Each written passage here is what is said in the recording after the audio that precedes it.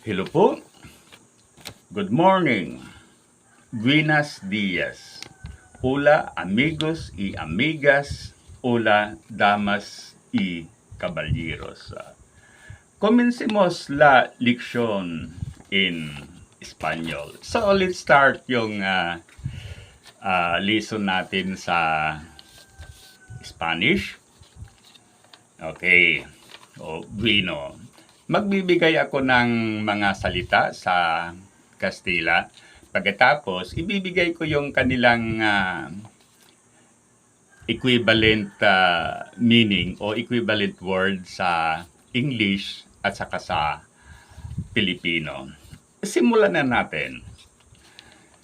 Edificio. Sa English, building. Sa Pilipino, okay, gusali. Next one, numero 2, dulce. Sa English, sweet. Then sa Pilipino, matamis. Numero 3, copa. Sa English, glass.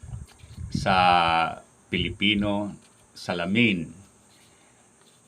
Next one, numero 4, cura. Sa English, priest. Then sa Pilipino, pare. Next one, numero 5. Okay. Comida o comida. Sa English ay meal or pagkain or food. Then sa Pilipino, pagkain. Next one, kada. So, sa English, each. Sa Pilipino, bawat. Okay, like bawat isa.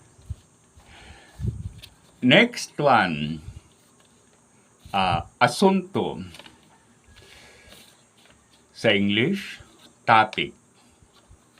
Then sa Pilipino, yung paksa. Okay. Ang susunod, avion. So, sa English, plane o airplane. Pagkatapos sa Pilipino, eroplano. Next one, avenida.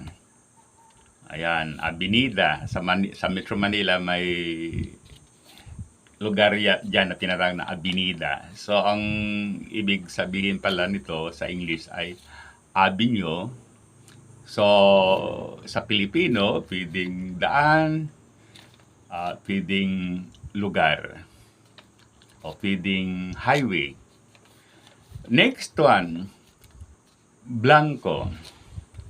So, sa English, white. Then, sa Pilipino, puti. Next one, Buddha. Ang ibig sabihin niyan sa English ay wedding. Then sa Pilipino ay kasal. Kaya pala yung traha de Buddha, so ang ibig sabihin niyan ay wedding gown. Kasi Buddha means wedding. Then next one, bonito. So yan ay masculine, pwede ring bonita. Ang ibig sabihin niyan ay pretty. So, ang dyan, sa Pilipino, maganda. O kaya'y guwapo. Okay? Next one, botilya. Sa English, bottle. Pagkatapos sa Pilipino, bote. Dito sa amin, pag sinabi namin botilya, ang tinutukoy namin ay yung bottle or bote. So, malamang yung botilya na ginagamit namin sa aming dialect ay isang salitang Kastila pala yun, botilya.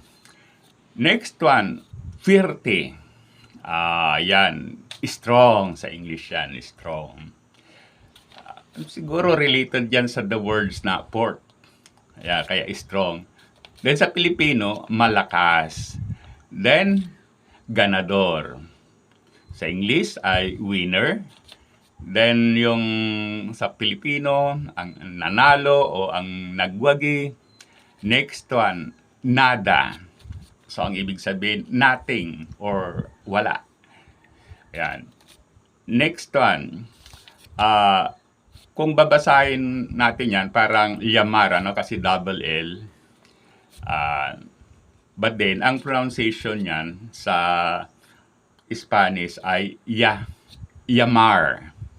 So, ang ibig sabihin niyan ay to call o sa Pilipino, tawagin. Okay. So, muli, muchas gracias. Hasta pronto. Maraming salamat at sana i-like at saka subscribe sa ating YouTube channel. Again, maraming salamat.